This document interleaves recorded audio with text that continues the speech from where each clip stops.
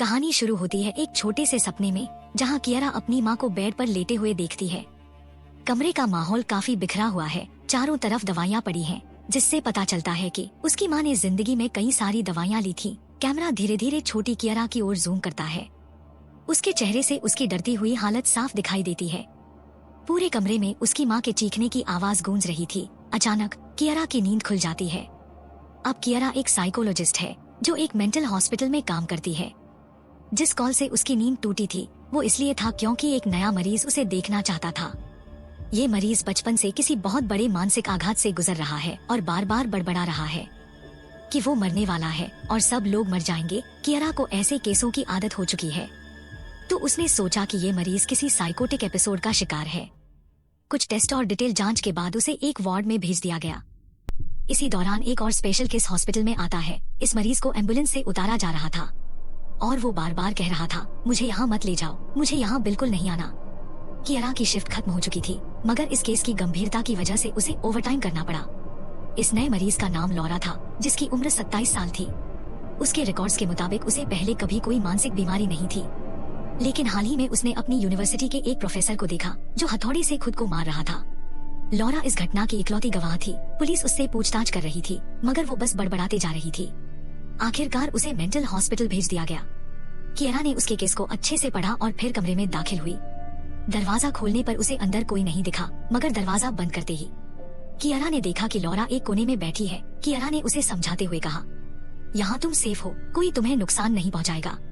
लेकिन लॉरा ने कहा, उसके लिए यहाँ कुछ भी सेफ नहीं है। कियारा ने उसे और कुछ नहीं कहा, बस उसे आराम से बैठने के लिए कहा। धीरे धीरे लॉरा ने अपनी घबराहट को कम किया और सोफे पर बैठ गई। शुरू में कियारा ने उससे कुछ आसान सवाल पूछे, जैसे 2 + 2 कितने होते हैं, आज कौन सा दिन है। इस पर लॉरा ने गुस्से में जवाब दिया, मैं पागल नहीं हूँ, मैं एक रिसर्च स्कॉलर हूँ, मुझसे ये आसान सवाल क्यों पूछ रही हो। लेकिन कियारा की नजर में वो अब भी एक मरीज थी। कियारा ने उससे फिर पूछा, उस वक्त क्या हुआ था। लॉरा ने कहा कि वो ऐसी चीजें देख सकती है जो और लोग नहीं देख सकते। वो चीजें कई अलग अलग इंसानों का रूप ले सकती हैं, चाहे वो उसके दोस्त हों या फिर उसके मर चुके रिश्तेदार। कियारा ने एक बार फिर लॉरा से पूछा, जब तुम उसे देखती हो तो क्या होता है। लॉरा ने जवाब दिया, वो मुझे देखकर मुस्कुराता है, लेकिन वो कोई दोस्ताना मुस्कान नहीं होती। वो मुस्कान बहुत डरावनी होती है। ये वही मुस्कान है जिसे देखकर मैं सबसे ज्यादा डरती हूँ। लेकिन जैसे ही लॉरा ने दोबारा कियारा की तरफ देखा, उसे कुछ बहुत भयानक दिखाई दिया और वो चिल्लाने लगी, मुझसे दूर रहो। कियारा ने पीछे मुड़कर देखा, लेकिन वहाँ कुछ नहीं था। पर जैसे ही वो लॉरा की तरफ दोबारा मुड़ी, लॉरा का चेहरा किसी ने गला दबाने की कोशिश की तरह दिखने लगा। कियारा ने फौरन इमरजेंसी कॉल किया, लेकिन कॉल करने के बाद देखा कि लॉरा गायब हो चुकी है। वो चारों तरफ देखने लगी और अचानक पाया कि लॉरा उसके सामने खड़ी है, अपने चेहरे पर एक डरावनी मुस्कान के साथ। कियारा ने सोचा कि वो उसे समझाने की कोशिश करेगी, लेकिन उसने देखा कि लॉरा के हाथ में टूटा हुआ फूलदान का टुकड़ा है। लॉरा उसी मुस्कान के साथ अपने चेहरे को उस टुकड़े से काटने लगी, अपनी आंखों से लेकर गले तक। आखिरकार लॉरा कियारा के सामने गिर पड़ी और अब कियारा इस घटना की इकलौती गवाह बन गई। जल्द ही रेस्क्यू टीम वहां पहुंची। लॉरा की आंखें मौत के बाद भी कियारा को घूरती रहीं। पुलिस भी वहां पहुंच गई और कियारा से उसकी रिपोर्ट पूछने लगी। कियारा ने कहा कि लॉरा को शायद कोई रेयर कंफ्यूजन करने वाली बीमारी थी, लेकिन पुलिस को कियारा की बात पर पूरा यकीन नहीं था। फिर भी उन्होंने मान लिया कि लॉरा एक मेंटल पेशेंट थी। कियारा को इस मामले से छुटकारा मिल गया, मगर ये घटना उसके मन से नहीं जा रही थी।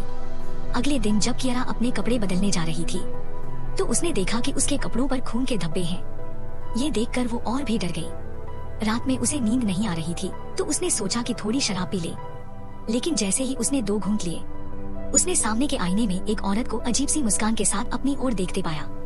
पहले तो कियारा ने सोचा कि ये कोई कंफ्यूजन है, मगर जब उसने आईने में दोबारा देखा तो वो औरत गायब हो चुकी थी। उसी समय उसका मंगेतर घर आया और पूछा, तुम ठीक तो हो। कियारा ने सिर्फ इतना कहा, कुछ नहीं, बस एक मरीज मर गया। कियारा और उसका मंगेतर जल्दी शादी करने वाले थे, इसलिए वो अक्सर अपनी बहन के घर खाने जाया करते थे। एक दिन उसकी बहन ने उसे बताया कि उसके बेटे का जन्मदिन आने वाला है, पर कियारा का ध्यान कहीं और था। उसके दिमाग में बस लॉरा की खुदकुशी के विजुअल चल रहे थे। फिर कियारा ने सोचा कि क्यों न उस पुराने घर को बेच दिया जाए जो उसकी बहन और जीजा के पास था। लेकिन जब उसने ये बात उठाई तो कियारा अचानक बहुत गुस्से में आ गई और अपने परिवार पर चिल्लाने लगी। अगले दिन कियारा ने हॉस्पिटल से लॉरा के केस की और जानकारी मांगी। नर्स ने रिपोर्ट में बताया कि लॉरा ने अपने प्रोफेसर को हथौड़े से मारते हुए देखा था। उसे देखकर प्रोफेसर खुद को हथौड़े से मारने लगा और मुस्कुराता रहा। कियारा को अब लगने लगा कि ये सब कुछ सही नहीं है।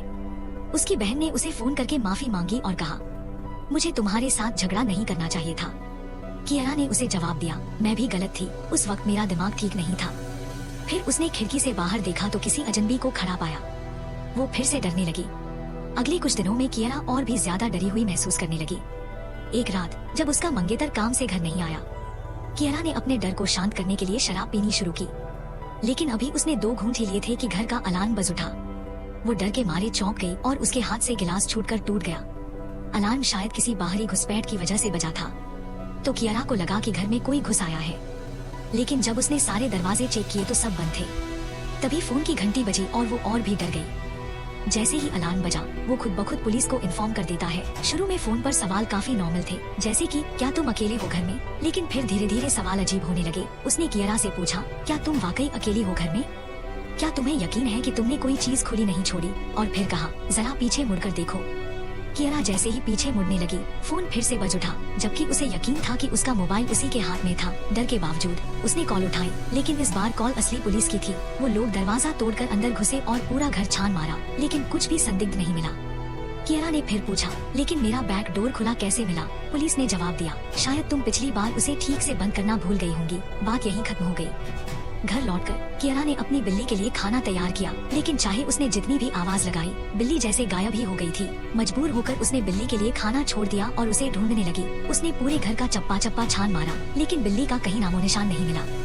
रात को कियारा ने फिर वही बुरा सपना देखा। उसकी माँ बिस्तर पर थी, लेकिन इस बार वो बस उसे घूर रही थी। वो डर के मारे जाग गई। जागने के बाद उसने हॉस्पिटल में हुई बातचीत की रिकॉर्डिंग सुनी। रिकॉर्डिंग के आखिर में उसने लोला का नाम सुना और फिर धीमी आवाज में किसी ने उसका नाम पुकारा, कियारा कियारा। उसे लगा शायद उसने गलत सुना है, लेकिन जैसे ही वो दोबारा सुनने के लिए पास आई, अचानक उसके पास किसी ने फिर से उसका नाम लिया।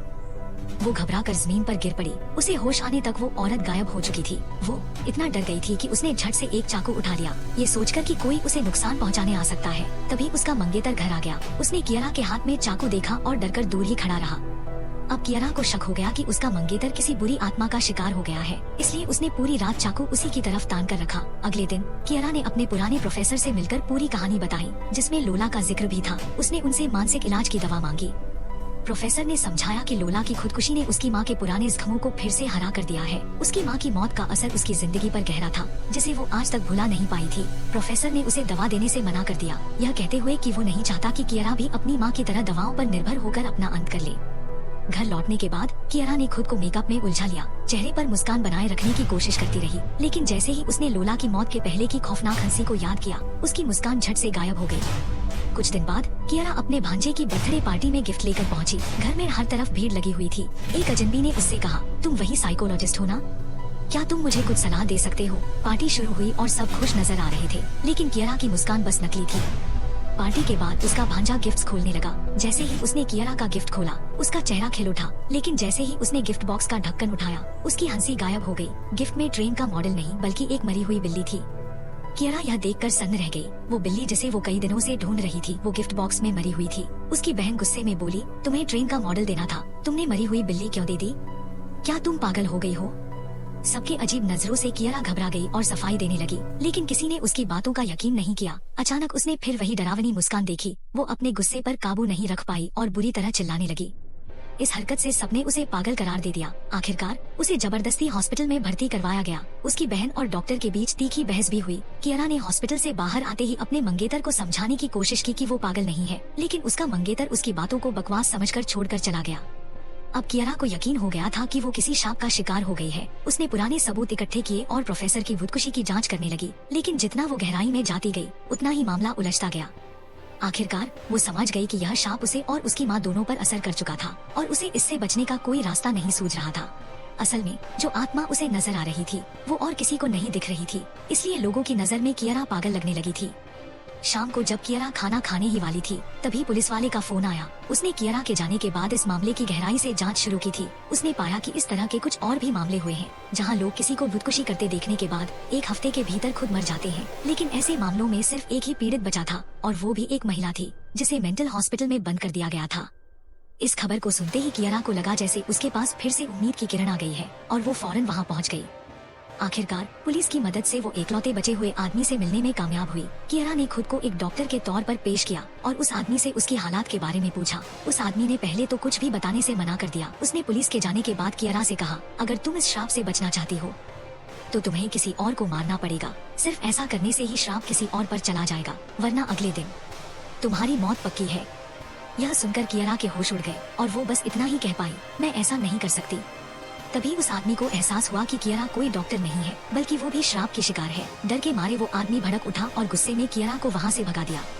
कियारा के घर लौटने पर उसे अपने साइकोलॉजिस्ट का फोन आया, लेकिन उसने कॉल रिसीव नहीं की और बस तस्वीरों को देखती रही, उम्मीद करती कि कोई और तरीका मिल जाए। तभी घर का दरवाजा खटखटाया गया। दरवाजा खोलने पर उसने अपने साइकोलॉजिस्ट को देखा, जो यह जांचने आया था कि कहीं कियारा की हालत खराब तो नहीं हो गई। कियारा ने अपनी सारी बातें डॉक्टर को बतानी शुरू की, लेकिन तभी अचानक फोन फिर से बज उठा। कियारा ने सोचा शायद यह उसके मंगेतर का फोन है, लेकिन ताज्जुब की बात ये थी कि फोन पर उसी साइकोलॉजिस्ट की आवाज थी जो उसके सामने खड़ा था। यह सुनते ही कियारा के हाथ से फोन गिर गया और उसके सामने खड़ा डॉक्टर एक खौफनाक मुस्कान के साथ कहने लगा, अगर तुमने किसी और को नहीं मारा तो तुम्हें खुद को मारना पड़ेगा। अगले ही पल वो हॉस्पिटल पहुंच गई, लेकिन इस बार उसने अपने साथ एक चाकू भी ले लिया था। हिम्मत जुटाकर वो एक मानसिक मरीज के कमरे तक पहुंची। उस आदमी ने जैसे ही कियारा को देखा, समझ गया कि वो उसे मारने आई है। वो बुरी तरह डरकर पीछे हटने लगा, लेकिन कियारा ने बिना कुछ सोचे समझे चाकू घूम दिया। चाकू मारने के बाद भी जब वो आदमी नहीं मरा तो उसने और कई वार किए, उसके शरीर को जख्मों से छलनी कर दिया, लेकिन वो आदमी फिर भी हंसता रहा, मानो कोई डरावनी आत्मा उसमें समा गई हो। सब कुछ देखते ही देखते एक भयानक सपने की तरह लगने लगा, लेकिन असल में यह कोई सपना नहीं था। वो सच में अपनी मानसिक स्थिति खो चुकी थी। वो वापस उसी घर में गई जहाँ उसकी माँ की मौत हुई थी। घर जर्जर हो चुका था, लेकिन वहाँ की हर दीवार पुरानी यादों से भरी हुई थी। उसने माँ के कमरे का दरवाजा खोला, लेकिन डर से फिर से बंद कर दिया। उसने पूरे घर में हर खिड़की और दरवाजा बंद कर दिया और एक कोने में बैठकर इंतजार करने लगी। आधी रात को जब घर में अजीब आवाजें गूंजने लगी तो वो हिम्मत करके माँ के कमरे में गई। कमरे में उसकी माँ बैठी थी, लेकिन कियारा समझ गई कि यह असल में कोई आत्मा है जो उसकी माँ का रूप लिए हुए है। आत्मा का असली रूप बहुत भयानक था, आधा आदमी आधी औरत और चेहरा जख्मों से भरा हुआ। कियारा ने हिम्मत करके उस पर हमला किया और आखिरकार उसे जला दिया। लेकिन जैसे ही उसने राहत की सांस ली, वो आत्मा फिर से उसके सामने आ खड़ी हुई। कियारा को एहसास हुआ कि वो इस श्राप से कभी नहीं बच सकती। आखिरकार आत्मा ने उसे अपने आगोश में ले लिया और कहानी का अंत हो गया।